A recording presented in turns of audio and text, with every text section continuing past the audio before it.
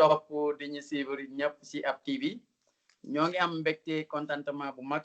di dellusiwaat fii ak yéen tey am beneen invité bu bees Aliou Diallo Souleymane Aliou Diallo nekk président Ultra Africa tey nag ñu dalal Souleymane Aliou Diallo pour waxtaan ak moom ci wàllu migration de manière générale avec Souleymane Aliou Diallo den waxtaanee Ultra Africa muy ONG boobu nga xam ne moom la wala association boobu nga xam ne moom la jiite danañu ci ñawal wax ñu lan mooy objectif yi lan moo ko tax a jug et aussi bu ñu paree ak Souleymane Aliou Diallo den waxtaanee ci wàllu émigration clandestine moom mu nga xam ne def na plus de 20 ans en Espagne den waxtaan ak moom le phénomène Barsaq den waxtaan ak moom aussi ci accord yu nga xam ne l'État du Sénégal signé na ko avec l'Espagne avec Souleymane Aliou Diallo aussi den waxtaan ak moom ci benn document bu nga xam ne gis nañ ko muy circuler ñu wax ñu tudd ci sundu tudd ci ministre des Affaires étrangères wax comme quoi que am na ay immigrés yu nga xam ne am na benn organisation boo xam ne dañu soxla ay sénégalais pour yóbbu leen Italie ñuy liggéey sur des bases yu nga xam ne c'est officiel voilà Seydina Aliou ñoo ngi lay dalal fii ci Ab TV. ñu ngi lay nuyu sama turando sama tooma sa sant bi moo xaw a doy waar rek. mais mais comme reer nañ ba pare rek amoo problème quoi grave. sa suur nga yow. Seydina ñoo ngi lay dalal fii ci Ab TV. ñu ngi leen di nuyu di leen sant Aliou Ba di rafetlu invitation bi di la jaajëfal di la gërëm di nuyu askanu diaspora sunu mbokk yi féete Italie yi féete Europe yëpp ñu ngi leen di nuyu di leen sant vraiment di la féliciter encore Aliou Ba jiite nga ASVP ci Italie ñu xam sawar pas-pas ak yëngute bi nga ci def vraiment kooku ñu wax la ci félicitation ñu yokk di la wax encore du courage di la encourager ci dynamique d'information de sensibilisation bi nga nekk di jël pour sunu mbokk yi pour sunu askan ñu am la vraie et la bonne information vraiment ñu ngi lay jaajëfal di la remercier encore di feddali kóllëre bi sunu diggante puisque man dem naa ba Brescia gis naa ni nga nekkee foofu ak mbokk yi au passage di nuyu mbokk bu waa Brescia yëpp ñi ma xamee ñi ma xamewul yëpp maa ngi leen di nuyu. jërëjëf Seydina Aliou Diallo Souleymane Aliou Diallo man aussi maa ngi am mbégte mu mag parce que jëlee nañ leen Sénégal indi leen ba Brescia vraiment ñëpp adopté leen ñu def fi waxtaan bu neex bu nga xam ne si wàllu migration lañ doon waxtaanee muy jamono yu nga xam ne ñoo ngi dirigé woon association des Sénégalais de Brescia province ñoo ngi lay remercier encore une fois te fu ñu dajeeg nit ñi fii aussi dañ leen di laaj vraiment depuis boobu aussi ñu seq ay relation yu rafet Seydina Aliou Diallo lan mooy Ultra Africa parce que nit ñi dañ koy dégg mais comprendre ñu réellement lan mooy Ultra Africa ONG lan la. bon Ultra Africa ni ko turam di sonné en latin grec mooy ultra comme ni ko italien bi di waxee espagnol bi di ko waxee français bi di ko waxee ultra mooy beneen. Africa mooy suñu continent. beneen Afrique Ultra Africa day signifier beneen Afrique. beneen Afrique la Ultra Africa di signifier mu ngi juddoo ci Sevilla ci Andalousie ci Espagne en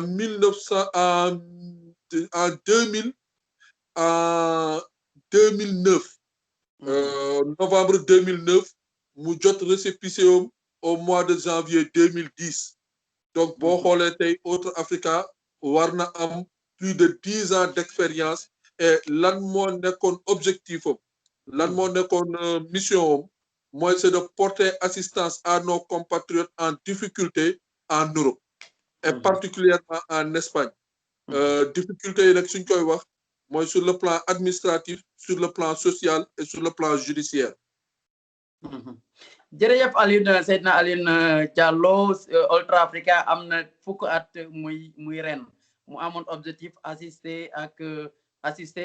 l'émigré en général bon mais ñu mës a waxtaan nga ne ma Ultra Africa bu muy juddu dafa juddu woon ci je crois tu disais que pour dans l'émigration clandestine dafa mel ne dans la clandestinité la juddu woon parce que yow jamono ya ngi koy taxawal mos nga ma wax tax ne ma bu ma juumul ne amoo woon tax ay documents. non man amoon naa ay documents c'est que contexte Ultra Africa doomu association des sans-papiers de Séville et d'Andalousie. Très bien, très bien. Voilà. Donc, particularité bi mooy moom ses membres amuñu woon ay documents. Justement donc particularité fi Autre Africa juddoo loolu moo ko waral sax ñu def ko Autre Africa parce que dans un premier temps bi ñu nekkee Espagne dañu gis ni que bon suñu mbokk yi ñi amul kayit dañ leen doon lottal lu bëri et ñemewuñu woon regroupé wu pour créer association ñun nag biñ fa ñu ne nañu ginnaaw xam ngeen Europe moom nu mu toogee ndëgam borom ñaari tuur yi sax dañu am association ñii di xeex ak yelleef mala yi sax dañu am association donc ñun bi nga xam ne tamit ay doomu aadama la ñu am ay ak ay yelleef te amuñu kayit war nañu mën a retrouver wu ci association boobu nag mooy la première association légalement reconnue dans l'espace de l'Union européenne qui a le nom des sans-papiers mu ngi tuddoon association des sans-papiers de Sevilla et d'Andalousie donc ñu dem def ci xare waxtaanee ko dox ko mu jaral ñu affronter jël ay avocats défendre ko ba état espagnol reconnaître ni que war nañu mën a am kayit war nañu mën a associé wu ñu jox ñu récépissé au nom des puisque ça si njëlbeen dañu doon ne nañu changer tour bi un sans-papier ne peut pas avoir de papier alors que ça tuuru association la sans-papier tuuru association la suñu defee procédure légale et normale pour am association bi suñu tuddoon ñu tudd ñoo xam dañuy tudde mais dañ ñu jox suñu tuuru papier kii boobu donc le défenseur du peuple espagnol nous a donné raison le tribunal bi dañu jox suñu papier yooyu foofu la association des sans-papiers juddoo mais nag bi ñuy xeex ak yelleef di dem ci tribunaux yi di dem ci police yi di dem ci Croix-Rouge yi dañu bàyyi xel ni que dañu seetlu ni que tubaab yi dañu bàyyiwul xel trop ci Afrique ñoom dañu jàpp ni que Afrique daal feebar rek la Afrique guerre rek la Afrique salté rek la Afrique amuñu dara Afrique àll la Afrique amuñu lu ñuy dundoo Afrique yolwaan rek Afrique daal ñoom daal maanaam daal dañu xeeb Afrique ci biir waxtaan nag ñun tam ñu toog ñu ne mais attendez ñii li ñu gëm ci Afrique ñenn ci ñoom gëm ko ñun nañ leen woon beneen Afrique bi nga xam ne Afrique jàmm la d'abord parce que bu ñu jàppee ne Afrique guerre rek la réfugié asile non Afrique am na ay dëkk yu am jàmm ton Sénégal Afrique am na culture bu neex ba ñuy organiser ay lamb culture sénégalaise di organiser ay lamb télévision yi di ko jël en direct comme ni nga koy organiser Sénégal tey boo xoolee lucha sénégalaise en Sevilla ci YouTube bi di nga gis benn aspect ci loolu donc également ñu leen di woon sur le plan scientifique ñuy invité ay universitaires ñuy ñëw di def ay exposé di def ay débat sur l'Afrique et nga jàpp ni que tamit am na loo xam ne tubaab yi xamuñu ko tubaab yi xamuñu l'Afrique c'est le berceau de l'humanité donc loolu aussi ñu leen di ci jàngal ñu leen di jàngal ni que tamit sur le plan économique que Afrique dafa am ay ressources yoo xam ne ay meññeent te que Afrique am na ay dëkk yoo xam ne am na stabilité politique donc loolu yëpp ñu koy def ci ay activités di ko def ci ay cadre conférence ci ay cadre manifestation culturelle donc globalement pour wone beneen xar kanamu Afrique loolu moo wundu Autre Africa type ONG la wala association la n'est-ce pas mais tu sais association boo amee benn durée légale di justifier ay manifestation au niveau de l'Espagne on a le statut d'ONG organisation au Sénégal nous avons récépissé d'association mais nous avons tendance à aller vers l'ONG mais ONG bi ko farlu puisque nous sommes organisation non gouvernementale à but non lucratif Autre Africa lañu wax est-ce que amoon na yeneen nationalité ci biir association bi wala ONG bi effectivement Autre Africa conseil d'administration effectivement ay sénégalais ñoo ci ëpp puisqu'ils sont au nombre de 4 sur les 7 qui l'ont composé am na Sierra Leone am na Guinée am na Ivoirien Costa de Marfil lañ koy wax Espagne donc ñooñu ñoo composé Guinéen bi Sierra Leone ak Ivoirien bi plus les 4 sénégalais am na également ay espagnol mais espagnol yi ci junta directive bi ci comité directif bi lañu bokk donc Autre Africa am na 10 ans lan lañ mën a jàpp ci la nga xam ne moo taxoon mu sosu mooy dimbale immigré yi ci jafe-jafe yu nekkee après 10 ans ñu gis na jafe-jafe yooyu maanaam bu doon benn la tey 100 la lan lañ mën a wax ci ces acquis là alors yoo xam ne am na ko wala boog tu sais les acquis c'est en cours c'est-à-dire jusqu'à présent nous n'avons pas encore atteint notre objectif final, c'est-à-dire de donner l'autre image de l'Afrique tant que gaal yaa ngi ñëw. Donc dañu ne ñun li ñu bëgg a gëmloo nit yi ci Afrique donc atteindre guñ ko mais suñu objectif principal c'est de porter assistance aux compatriotes en difficulté te loolu nag wax dëgg yàlla je prends ñi ma nekkaloon Sevilla je prends ñi ma nekkaloon Andalousie je prends ñi ma nekkaloon Espagne war nañu xam takkute biñ ci doon def Sevilla dañu bàyyi woon suñu soxla yëpp nekk ci disposition askan di dem ci police yi di dem ci tribunal yi di dem ci Croix-Rouge yi ndimbal yéen bi ngeen di def noonu Italie ñun fekk ne juróomi at ci gannaaw ñu ko doon def donc loolu tamit muy li nga xam ne objectif la puisque porter assistance la ñu wax donc loolu buñ ci amee résultat boobu la ñu njëkk a teg sur la table mooy ni que am na fenn foo xam ne am na luñ fa yëngal te attention musuñu jot benn subvention benn institution étatique muy bu Espagne comme bu Sénégal musuñu jot dërëm bu jóge ci benn institution kooku c'est Souleymane Aliou Diallo ñu am benn seetlu ak benn jaaxle bu nga xam ne sûrement yow aussi seetlu nga ko muy association yi sénégalais yi fu ñu mën di nekk ci àddina bo dafa amoon lu ko taxoon mu jóg mooy assistance ak aussi jéem a saafara jafe-jafe sénégalais yi mais ñu constaté que ne même ñu am 30 ans jafe-jafe yi dafa gën di yokku est-ce que kon donc association boobu la ko taxoon a jóg est-ce que mu ngi ci ba léegi wala nan lañ mën a justifier loolu parce que gis nañu ne amuñu benn avancement généralement dans ces associations là. Bon xam nga loolu yëpp lenn moo ko waral mooy ni que parfois c'est l'incompréhension des ressources humaines. Parfois ñi nekk ci association yi du ñu comprendre objectif association yi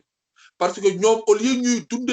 dundal association yi dañu bëgg di dundee association yi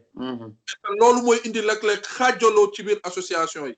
donc yenn association yi du dem association wu juróom-ñetti nit da ngay xool ba nga xool nga xam ne ñeenti nit ñoo koy doxal et dina am benn saay boo xam ne benn nit kese moo koy doxal loolu mooy indi léeg-léeg blocage ci biir association yi du caaga ni amuñu objectif bu noble wala waruñu am lu ñu war a doxee mais léeg-léeg xaajaloo ci biir nit yi seen bopp ñooy indi xaajaloo ñooy indi frein wu développement association yi et boo ko xoolee li koy wund lu bëri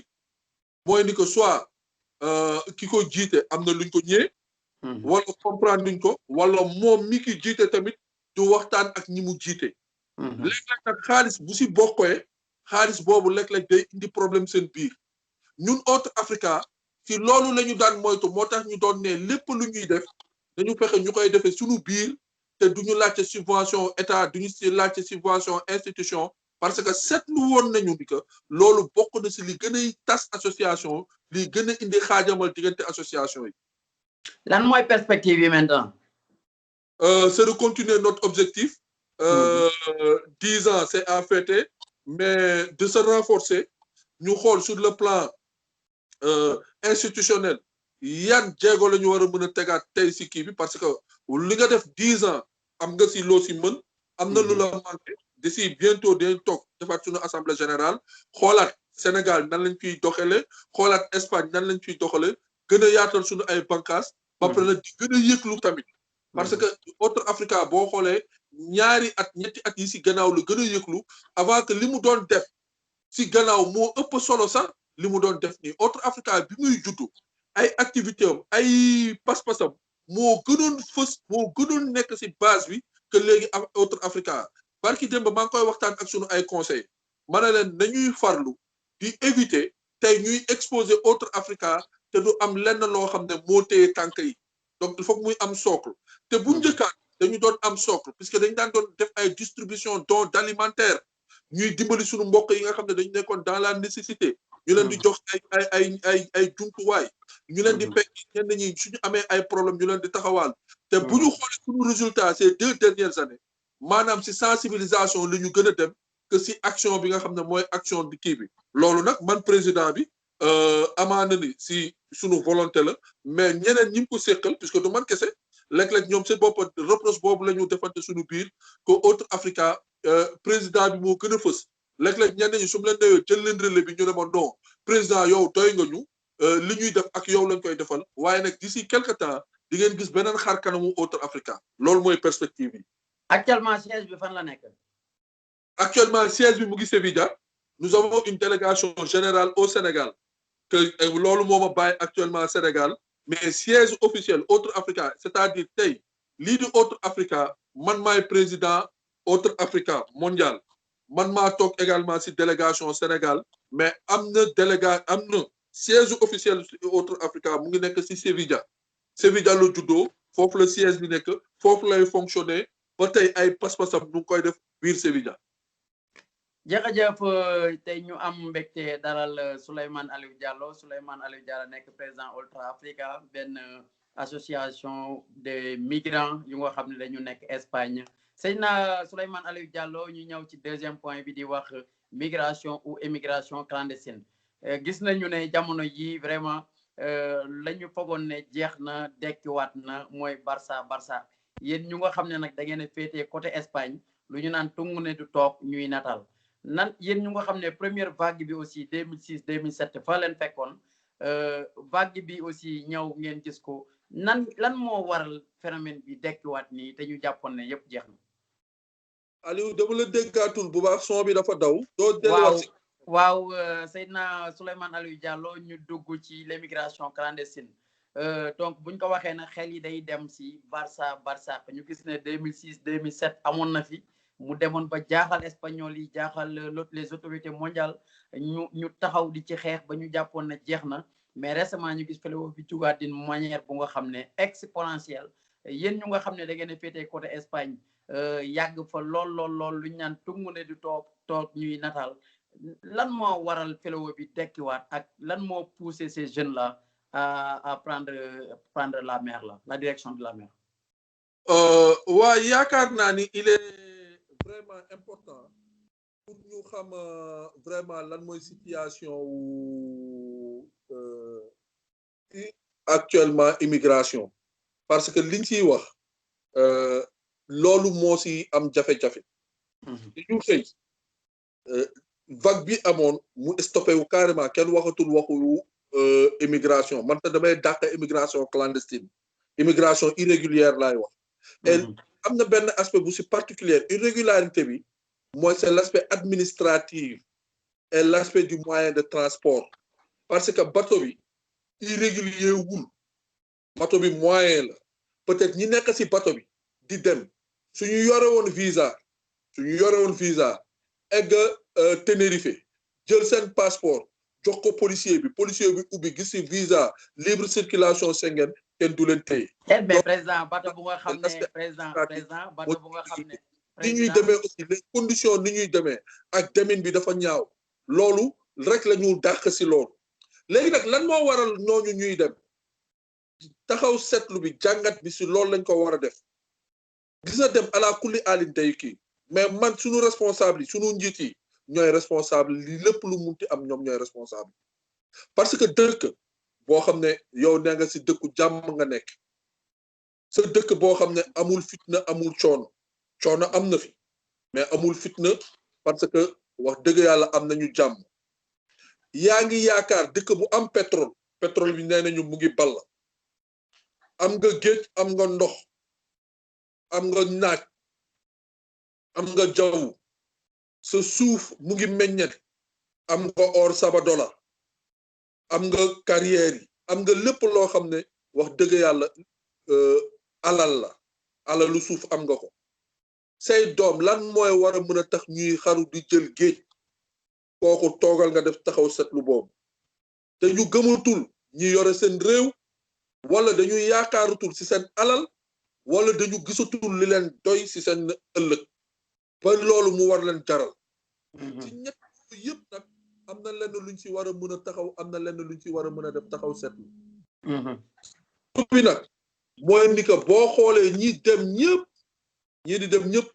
ay xale lañu ñi ci ëpp ay xale lañu parce que man tranche d'âge bi nga xam ne moo ëpp ci ñi dem sax dañu wuti liggéey mais normalement ñooñu sax boo xoolee ci yoon ñooñu waruñu taxaw di wax waxu liggéey ñooñu waxu formation lañu war a wax parce que dafa am âge boo xam ne âge boobu nga war a liggéeyee ak âge boo xam ne âge boobu lañ la war a former soo formé ba pare après nga mën a prétendre wuti liggéey mais de 18 de 15 ba 21 ans cycle de formation la cycle de recherche la cycle d'expérimentation la kooku pour mu génn noonu war a mën a ne damay wuti liggéey wax dëgg yàlla lu ñu war a xoolaat la donc nañu xoolaat suñu volonté d'éduquer et de l'éducation et la formation de la jeunesse foofu la ñu war a mën a njëkk a xoolee l'aspect social nag da si am solo. merci maanaam merci ñu jàppee président Europe ku dem Europe rek mooy tekki da nga juum Aliou yow xam nga li am actuellement Italie xam nga ni italiens yi si boppam nekkatuñ si jàmm waxuma la waxu alal mais waxu comme si boppam italiens yi nekkatuñ si jàmm léegi nag yow nga bëgg a ñëw fekki ñoon nañu xoolaat seetluwaat nañu defaat ay taxaw seetlu yu bëri xale yi amatuñu yaakaar si suñu dëkk allo merci président dégg nañu raisonnement bi mais Sivilia wala boog les îles des Canaries yéen ñu nga xam ne am ngeen association foofu xam ne seen rôle mooy assister les migrants qui sont là-bas quelle est la situation bi foofu nan la tëddee actuellement dan mooy situation bi foofu man ñi may liggéeyal ñi may waxtaanal wax dëgg yàlla ñoom ñoo nekk Canarias particulièrement Las Palmas ak Tenerife am naa kenn ku may waxtaanal Fuerteventura puisque fu mu ne ni su ñuy wax waxu migration irrégulière bi mbuccu foofu la gën a concentré wu et d'ailleurs c'est l'occasion pour moi de remercier benn jigéen benn soxna bu takk ndigam du moom kese nag moo fa nekk si soxna mais man moom laa jàpp ni que moo si gën a ràññeeku parce que moom laay gën a wéccool muy Awa Ndiaye Paté Diop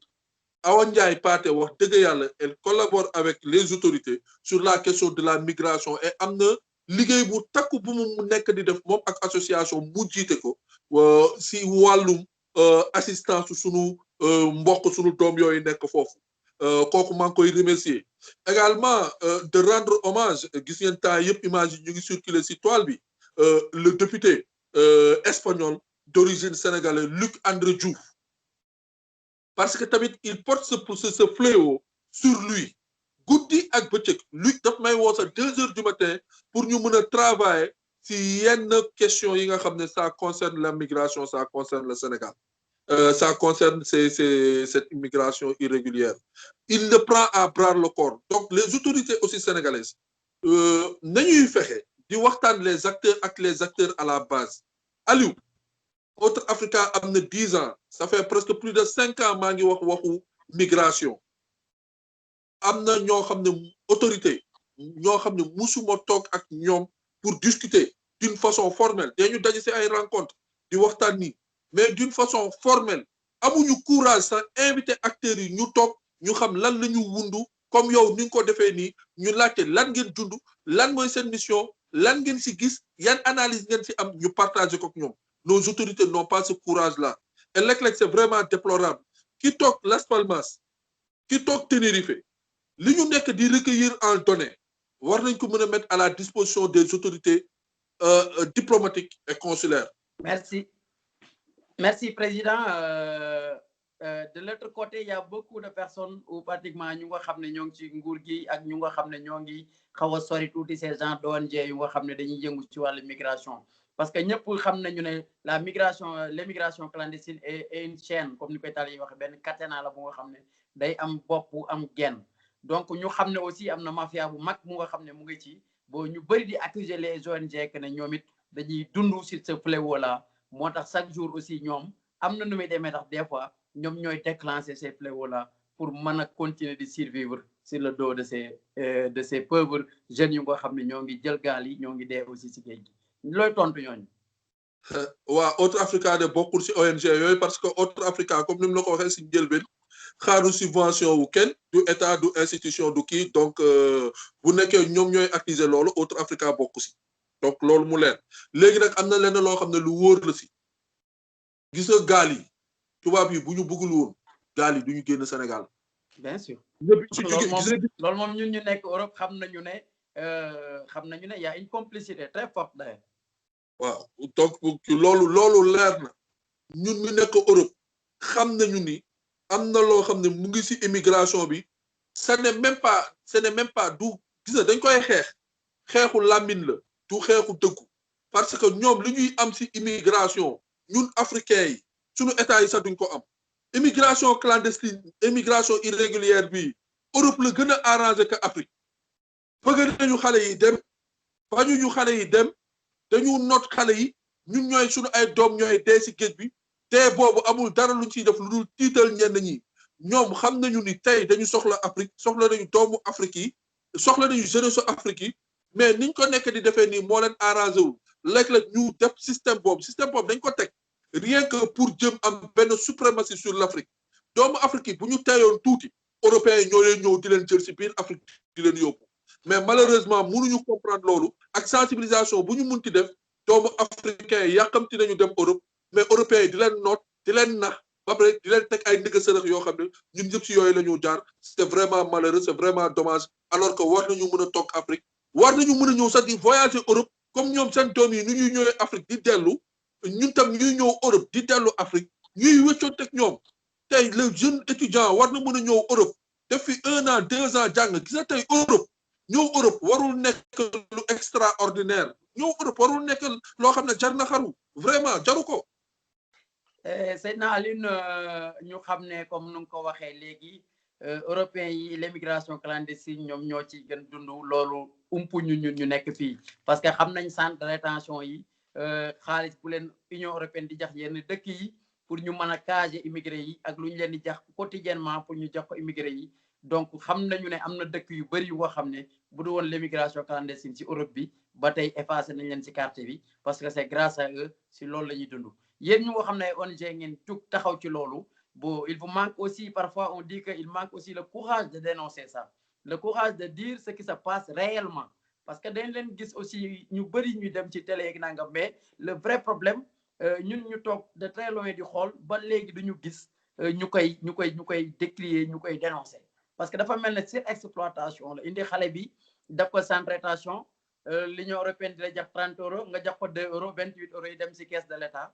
c'est ça qui existe dans ces genres de pays te loolu yow xam nga ko def nga 30 ans ñu bëri ñuy def ci télé yi di wax xam nañu ko mais je n'ai jamais entendu ñu koy crier parce que y a une complicité entre les États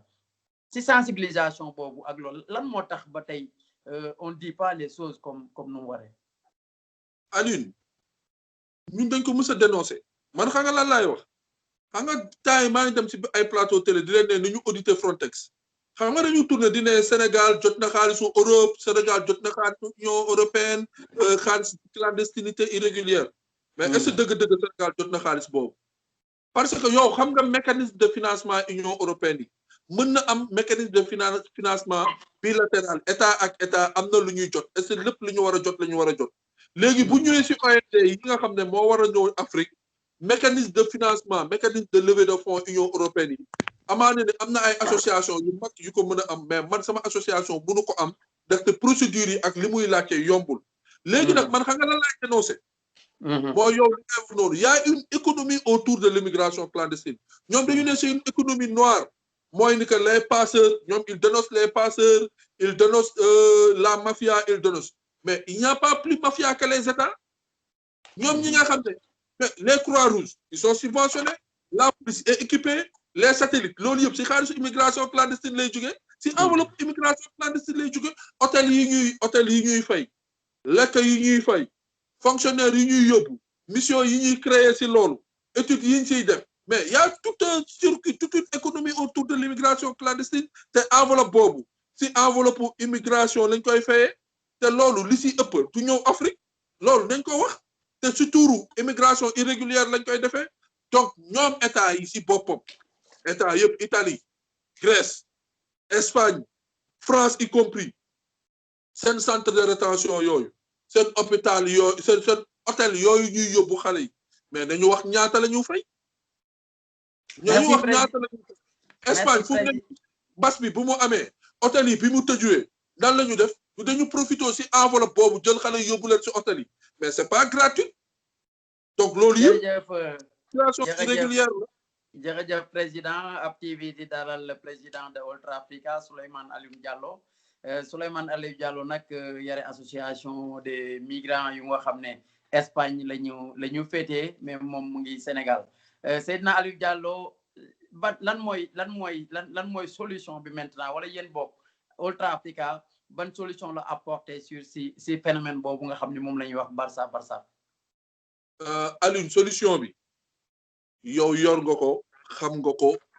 buñ la woowoon mais yéen ay association yéen ñu nga xam ne ONG ngeen reconnu nekk une association xam ne suba am ngeen sañ-sañ dem le ministère des affaires étrangères am ngeen sañ-sañ dem direction des Sénégal de l'extérieur lan ngeen proposer comme solution wala si lan ngeen di dox pour solutionner ces problèmes.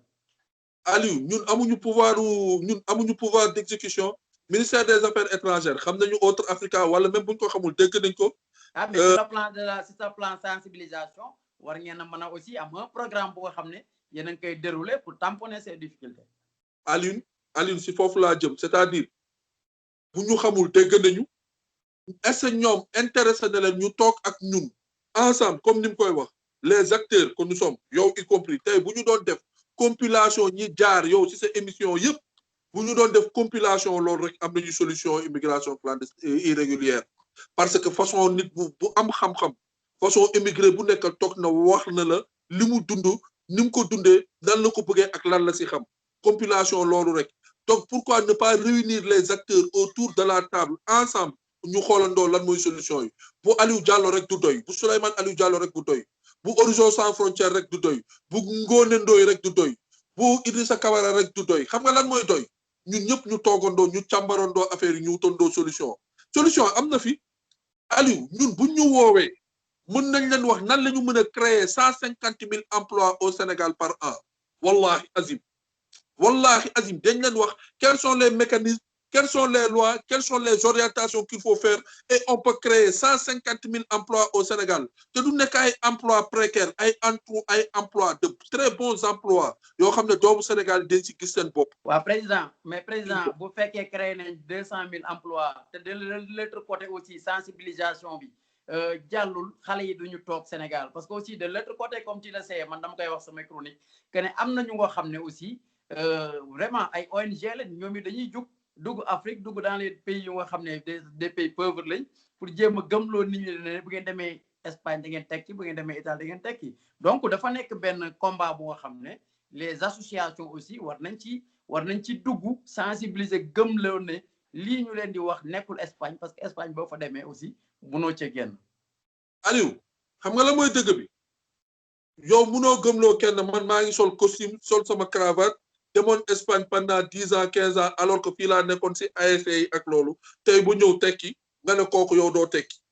c'est-à-dire lan mooy sensibilisation mooy wax leen dëgg nan nga def ba tekki c'est-à-dire du dem Espagne benn semaine 1 mois 1 an 2 ans nga tekki li la jaral nga dem Espagne jàppal ni 3 ans ba 4 ans doo nekk si jàmm loolu mooy dëgg bi boo ko xamalee loolu xamal ko lan moo koy xaar Espagne loolu mu xam ko loolu mooy dëgg bi waaye nag dem ak dikk moom c'est un droit naturel bu ñu war a mën a permettre képp kuy doomu aadama kuy dul tukki doo xam fu dëkkuwaay neexee. mais tukki ba dugg ci gaal gi di def tey mën naa am nga dee mën naa am nga dund. gaal gi moom Aliou gaal gi ku ko jël yaa tooñ sa bopp man li may wax mooy ni que état yi dañuy fexe sunu doom yi di taxaw si buntu ambassade yi te du leen arnaqué si buntu ambassade yi Aliou visa kayit la lan moo tax ñu bëgg a def visa comme Jama. mais aussi on peut pas donner mais Aliou mais président on peut pas donner aussi un visa à tout le monde xam nañu aussi affaire bi nu war a fonctionner quand même. Aliou il y en a plusieurs qui prennent ces pirogues là ils ont des possibilités ñu accompagner leen ci seen migration les migrations c'est-à-dire néewuma la sax Espagne néewuma la kii am na ñoo xam ne tey wallahi azim bu ñu demoon toogi Italie boobu si seddaay bi def fa 1 semaine 10 jours bu wóor leen seen passeport la ñu duggee dañu dellu si waat Sénégal ne fële dara amu fa mais tant que tant que visa 16 ans ñoom pour ñoom il faut que ñu am ko pour dem bi day jafe rek tant que yombaluñu visa yi xale yi dee ji mbëkk mi la ñu def parce que coupe la yenn ñi nag complexe la ñu am complexe dama dem Europe complexe demoon naa Europe mais tey un jeune commerçant boo xam ne tey au moins dina am 300-400 000 francs de recettes journalières boo ko permettre mu dem Europe dans des conditions normales mu dem taxaw Milano Centro mu taxaw si seddaay bi pendant 2 jours 3 jours bu commencé tumuranke dina ne xaaral ma dellu fi ma jugee parce que xam naa fi ma jugee mais bu nekkee Sésame bi dañ ko pour dem foofu dañ ko jafel te mu wóor ni ko bu delloo dootul mën a ñëw te dootul loolu la rek problème bi yëpp foofu la nekk dem ak dikk bi rek buñ ko réglé rek dootuñu gis ay gaal yuy génn nit yi dootuñu xam. merci président Souleymane Aliou Diallo président Ultra Africa ñu teewloon ko fii ñu recevoir ko fii si Up TV président lan mooy solution yi en 2 minutes. solution yi mooy une concertation un équilibre monétaire en Afrique xale yi di sentir seen bopp si seen askan si seen alal loolu mooy première solution. Deuxième solution développer des infrastructures ñi war a faju mën a faju biir Afrique ñi bëgg a football biir Afrique ñu am ay infrastructures yu doy. ñetteel bi éduquer et former et sensibiliser nos jeunes pour qu'ils comprennent c'est l'Afrique l'avenir du monde. L'Afrique c'est l'avenir du monde. C'est la jeunesse africaine qui va développer l'Afrique. L'Afrique a toutes les ressources qu'il faut suñu toogee biir Afrique liggéey Afrique tubaab yi ñëw fekk si su boobaa ay concurrents lañu ak Amérique ay concurrents lañu ak Chine mais loolu il faut que mu nekk un viatique. Il faut qu'on le croie et il faut qu'on soit tous unis pour aller ensemble vers cet idéal de faire l'Afrique un pôle de développement. Afrique n'est que vraiment un concurrent par rapport aux autres continents asiatiques comme américains, comme européens. Si nous, Africains, on peut croire à notre propre développement sans attendre l'aide, ni la subvention, ni cette xawma nan laa koy waxee des Européens ñu gëm suñu bopp financer suñu bopp nekk benn liggéeyandoo gëm ne Afrique ñu rek ñoo ko mën a defar c'est ça l'autre Africa. Otro Africa es nosotros mismos trabajando por el desarrollo de África. Los otros no pueden hacer nada para África. África es por los africanos. Loolu mooy réalité bi. L'Afrique l'autre Africa je crois que aussi ak association yi lan nga leen di wax ñoom ñu nga xam ne dañoo continuer di utiliser l'association classique bu nga xam ne moo amoon 20 ans 30 ans est-ce que léegi les associations ne doivent pas tendre vers le développement pour di créer di doon ay créateurs d'emploi de ressources pour mën a fixer ces jeunes ou mën a dimbale seen i membres. Tu me permettras de conclure en rendant hommage aux daïra. Alioune, regarde la structuration des daïra en Europe. daïra yi moo tax boo gisee coow li bëri entre daïra ak association parce que daïra yi dañ commencé di liggéey sur le plan productif il commence à dañ génn ci le cadre classique dugg sur le cadre du développement alors que association yi ñoo ngi ci assemblée générale fête fii fête fële je crois que loolu mooy différence bi. daïra yi ce sont des macroéconomiques li daïra mën a supporter li daïra mën a régler suñu association suñu ONG yu bëri mënuñu ko régler ñun suñu ONG bu ñu vous allez revoir les objectifs les textes pour pouvoir aussi créer des emplois et un peu de recherche. Il faut qu'on aille vers ça. Aujourd'hui, l'associationnisme, ce n'est pas seulement les sabar, ce n'est pas seulement les yendou. Aujourd'hui, l'associationnisme tend vers le développement, vers le capital humain. C'est-à-dire, aujourd'hui, c'est de devoir produire.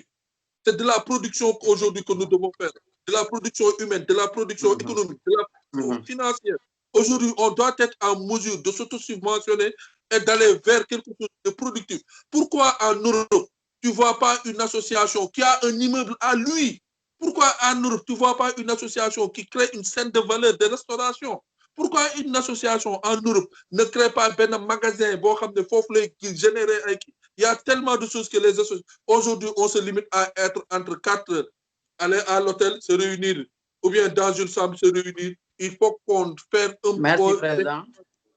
Merci, Président. Loolu laa bëggoon dégg te jàpp naa ne da nga ko def benn xeex da nga ko def benn sacerdoce parce que association yi nag bari nañu mais je crois que il faut que ñu revoir le texte jéem a liggéey dimbale membres yi dimbale aussi les gens. Voir ce que Autre Africa a fait au Sénégal.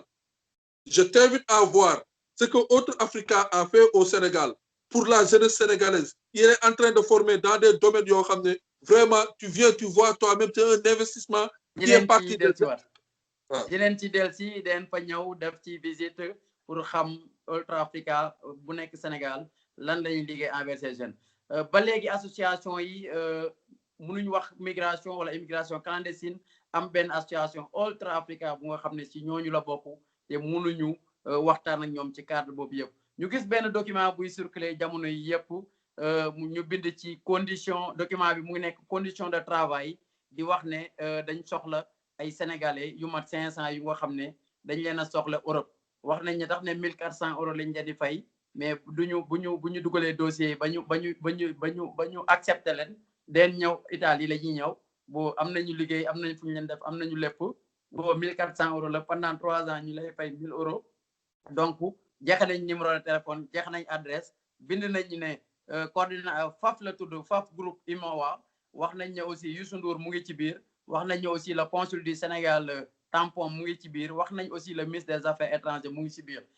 ñun recherche yu jot a def parce que aussi les autorités envoyé nañ leen ko waxtaan nañ ci ak ñoom ñu raxas ci seen loxo ne ñoom seen yoon nekku ci ñu gis Youssou Ndour def déclaration aussi ne moom yoonam nekku ci engagé wu ko de ni de près ni de loin muy lu ma doon wax léegi ne affaire bi chaîne la catena la bu nga xam ne mafia bi dañ ci làqatu nan nga gisee document boobu ak aussi est-ce que waru leen def seen mea culpa yéen association yi nga xam ne daanaka si loolu ngeen yem. Aline association yi dañu bokk cours waaye bokkuñu classe ñoo bokk ndey waaye bokkuñu bàyyi donc loolu dañ naa la kii la c'est vraiment dommage que genre boobu mu ngi am ba léegi 1400 euros pour 1000 personnes. gis nga document gis nga document non gisuma ko moo tax bëgguma ko commentaire bëgguma si wax ma sàmba ginnaaw wax nga ñi nga tudd ñoom ñëpp raxas nañ si seen loxo donc c'est de l'arnaque du ma si commentaire bu bëri mais lenn rek laa lay firndelaat li ma waxoon si njëkkat kon xam nga ni Europe dafa soxla Afrique kon xam nga ni Europe dafa soxla doomu Afrique loolu bu amee firnde la loolu bu amul mooy ni que am na ñoo xam ne ñu ngi si doomu amul non loolu amul loolu dañuy bañ ñu seetaan jàpp ne loolu am na loolu ñun def nañ amul Europe Aliou loolu dafa mënul am si jamono bu ñu toll ni biir Europe yow Italie nga nekk man Espagne laa nekk léegi lu ñu ci jaaxal président lu ñu ci jaaxal dégg nañu le président Youssou Ndour mu ne moom il n'est ni de près ni de loin mais est-ce que loolu doy na vu que ne sa signature mu ngi ci document bi bind nañ ci turam document bi ay numéro de téléphone fi ay adresse est-ce que loolu doy na xam nga tey Aliou yow li la engagé yow xam nga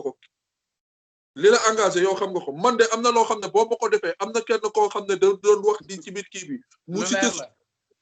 je lui ai fait ma ne ko bés boo jëlatee sama tour di ko mêler ak loolu rek je vais te faire une sommation interpellative et je vais te traîner devant la justice effectivement loolu c'est ma responsabilité tu fais quelque chose doo xam ne ça nous concerne je te fais une sommation interpellative et je te traîne devant la justice du ma si am sa sikki sakka ñaar ak ñett donc il est très important bon ñooñu ay autorité lañu war nañu xam lan la ñu war a def ñoom war nañu xam lan la ñu war a def mais tappale gi dafa bëri si immigration particulièrement nag irrégulière bi tappale gi da si bëri jërëjëf président dama ko def sama benn chronique wax ne affaire bi dafa bëri mafia la responsabilité est partagée et on doit les situer papier bi génn ñu envoyé ma ko ma jël ko yónnee ko autorité yi ñu firnaal ma ne lii dara amu ci mais man dama jàpp ne waru woon a yem foofu ñoom aussi parce que adresse bi mu ngi ci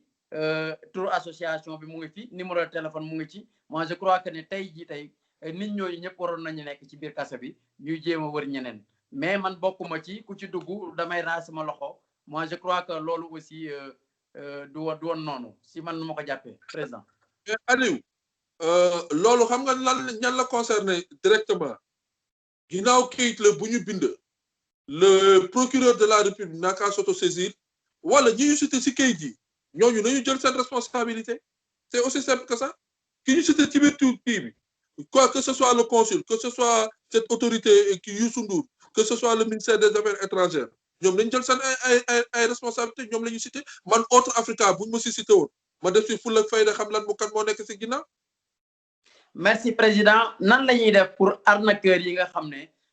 ñoo ngi profité ci mbas mi profité ci difficulté yi pour di embarquer xale yi ci gaal yi pour di embarquer xale yi ci yoonu suuf si tout simplement pour gëm loolu ne Italie nit ñi dee nañ soxla ne des emplois Espagne nit ñi dee nañ soxla des emplois te loolu yëpp dara amu ci lan ngeen ci contribuer ci xeex boobu yéen comme association. mooy li nga tàmm def c'est-à-dire li ngay def nii di si waxtaan aduna wërngal këpp di si dégg ngay wax li am di dénoncer di les faits divers nga koy teg ñu siy waxtaan ngay tendre le micro ñi nga xam ne am nañ si xam-xam mën nañ si wax mën nañ si àddu ñuy indi lu mel ni midi loolu mooy li nga xam ne mooy pàcc bi si ëpp solo beneen pàcc bi nag mooy ni que waslu si àq la parce que tamit dafa métti yow heure bii yaa ngi war a noppaleku am na lu bëri loo waroon def mais yaa ngi ko bàyyi nekk si kii bi tere mu tëx nag da ngay bàyyi mu gis léeg-léeg dafa métti ba métti mais tere mu tëx da ngay bàyyi mu gis du loolu moo ñu gënal mais loolu léeg-léeg dafay métti si loolu rek la ñu war a mën a addu. jërëjëf Souleymane Aliou Diallo ñu daaloon ko fii tey ci App TV di wax ne ngeen abonné sur la chaîne App TV bu nga xam ne c'est la voix de l'immigré qui est finalement entendue donc Seydina ñu bàyyi la nga tàggatu. Aliou ñuy tàllal loxo yi di nangu ñaan di sàkku ñaan di lay remercier encore une fois de plus di ñaanal askanu immigration askanu diaspora fu mu munti nekk di leen massaw Aliou bu njëkkaat émigré wax dëgg yàlla Don Juan la woon jàmbaar la woon waaye tey fu ñu toll émigré ak yambar bi si koñ bi sax lañu bokk yem waaye nag di jikko jamono la yal nañu yàlla defal jàmm yal nañu yàlla sutural yal nañu yàlla yokkal xéwal yi ful la moo ñu bàyyi fi ñu nekk tey dañu dem ba ñu xeet ñu jamono la rek mais képp kuy émigré xam nga ni ambassadeur nga fi nga nekk loolu rek la sonjaat nañu xam ne am na lu ñu bàyyi suñu réew fi ñu toog ñu def fa fulla def fa fayda xam ne li nga xam ne ñun lu ñu doon ter bu ñuul bu ñu doon surtout nekk ko ci biir nasaraan yi bu ñu ñàkkal suñu bopp fayda bu ñu ñàkk xeeb suñu bopp nañu takk suñu ndigga xam ne li ñu fa bàyyi li nga bàyyi sa gannaaw moo ëpp li nga toog fi nga toog noonu ñu def si fulla ak fayda émigration bi nag képp ku si am mbokk képp ku si am xarit képp ku si am di jàmm wax ko li nekk dëgg tey Europe amatul dara ñi nekk Europe ku fukk yoo laajte ci juróom-ñett yi ñu ngi lay ne dama bëgg a dellu si Sénégal xool li may jàpp Sénégal kon duñu toog foofu kon nañu wax ni ki dëgg wasalaam maa ngi baalu ak ñëpp wax nag moo dëng wax moo dëng dama ko teg nii rek jéggalu su nekkee wax ji dafa dëng jéggal si man ngeen jéggal ma su nekkee am na loo xam ne am na si njëriñ ngeen jàpp ni que sago la rek ngeen ànd ak man ci loolu ngeen xam ni yàlla moo defar rek moo ma tax a jug wasalaamu aleykum wa rahmatullah wa taala wa barakaatu. jërëjëf Seydina Souleymane Aliou Diallo président Ultra Africa ñun aussi ñu leen di jax benn yóbbal yéen ñu nga xam ne yéen a ëmb immigré yi yéen a ëmb sénégalais yi nekk ci biti muy association yi muy député yi muy ñu nga xam ne aussi ñoom ci loolu la ñuy yëngu ci immigration yi jëm leen a nekk benn ngeen jëm liggéey on ne peut pas être là à défendre les immigrés et avoir des problèmes avec les autorités de tutelle c'est pas possible. Donc jege leen les ministres des affaires étrangères jege leen la direction des Sénégalais de l'extérieur ngeen jéem a trouver des solutions avec les associations yi nga xam ne ñoo ngi yëngu ci loolu ñu jéem a solutionner les problématiques des Sénégalais de l'extérieur man jëlee naa la Sénégal yow ak Boubacar Seye ñu ñëw Brescia pour solutionner les problèmes des Sénégalais qui étaient ici te yéen dara ump leen ci kon donc yéen aussi ñu nga xam ne ku ci nekk am na sa benn ONG ou association, vous ne pouvez pas être des ennemis avec les autorités de tutelle. Donc, j'aime trouver des terrains d'entente, tout simplement, si immigrés yu nga xam ne wala Sénégal yu nga xam ne ñoo ngi ci biti te soxla ndimbal yi loolu nag day dem ba ci ambassade yi day dem ba ci consul yi day dem ba ñëpp ñu nga xam ne ñoo ngi wax ak aussi di am njëriñ si immigré bi parce que man dama am habitude di wax ne Sénégalais yi bu ñëpp takkoon seen bagage ñibbi Sénégal dañuy tëj ambassade bi dañuy tëj consulat yi député yi dañ leen di tas donc ñëpp ñi bindool Sénégal kon donc on ne peut pas être là di défendre ñu nga xam ne ñooñu lañ la dénk ba pare ñuy am ay problème ci seeni biir donc loolu moo nekkoon appel bu nga xam ne moom laa doon lancé ñëpp ñu nga xam ne daal ñoo ngi nekk autour des Sénégalais de l'extérieur di la sant président di la gërëm ci disponibilité bi saa suñu soxlaa nga teew tàllal say loxo App TV mu ngi lay nuyu di dalal jàmm di la wax nag très bientôt dañ dajewaat ak yow ci yeneen i fatna ak yeneen i waxtaan pour gën ci yee askan bi pour gën ci yee Sénégalais yi nga xam ne ñoo ngi ci biti ak ñu nga xam ne ñoo ngi ci Sénégal te seen xel yëpp nekk ci fii donc ñoo ngi leen di sant den gërëm App TV den jox rendez-vous ci beneen émission ak beneen invité jërë ngeen jëf